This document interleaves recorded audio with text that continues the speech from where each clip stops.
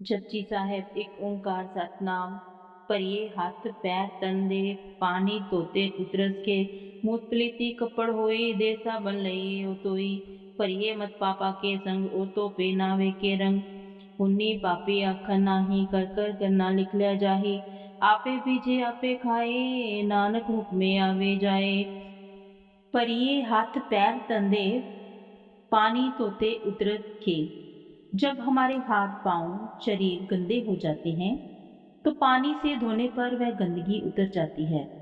भावार्थ कि शारीरिक गंदगी को हम भारी साधनों से जैसे पानी वगैरह से आसानी से साफ कर सकते हैं।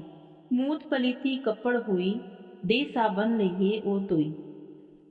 अगर हमारे कपड़े अपवित्र हो जाएं, जैसे मलमूत्र आदि लगने से, तो हम साबुन लगाकर उसे साफ कर लेते हैं।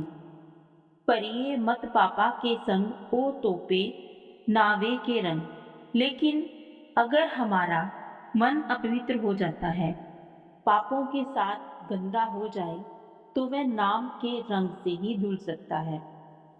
कहने का भाव है कि जब मन बुरे विचारों, गलत संगत और पापों से भर जाता है, तो उसका शुद्धि के करण केवल प्रभु के नाम यानी सिमरन, भक्ति और सेवा से ही संभव हो सकता है।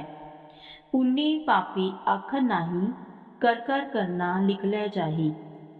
अर्थात फिर भी कोई पापी खुद को पवित्र कहे तो वह केवल कहने से नहीं होता, उसके कर्म ही लेखा बनकर उसके साथ जाते हैं।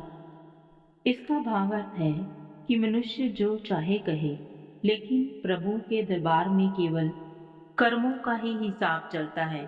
वहां केवल वाणी से पवित्रता का दावा काम में नहीं आता। आपे बीजे आपे खाए, नानक हुक्मी आवो जाए। जो जैसा बीज बोता है वैसा ही फल खाता है। गुरु नानक देव जी महाराज कहते हैं कि सब कुछ परमात्मा के हुक्म में होता है। उसी के आदेश से हम इस संसार में आते और जाते हैं, यानी भगवान के हुक्म से ही हमारा जन्म और मृत्यु होती है। इसका अर्थ है कि हर व्यक्ति अपने कर्मों का फल खुद ही भोगता है। ये संसार एक दिव्य विधान यानी हुक्म से चलता है। जो कर्म हम करते हैं उनका फल हमें मिलना तय है। इस पौड़ी में गुरु नानक देव जी महाराज एक बहुत गहरा जीवन ज्ञान दे रहे हैं। जिस तरह शरीर या कपड़े गंदे हो तो पानी या साबुन से साफ हो जाते हैं, उसी तरह जब हमारा मन बुरे कर्मों और पापों से गंदा हो जाए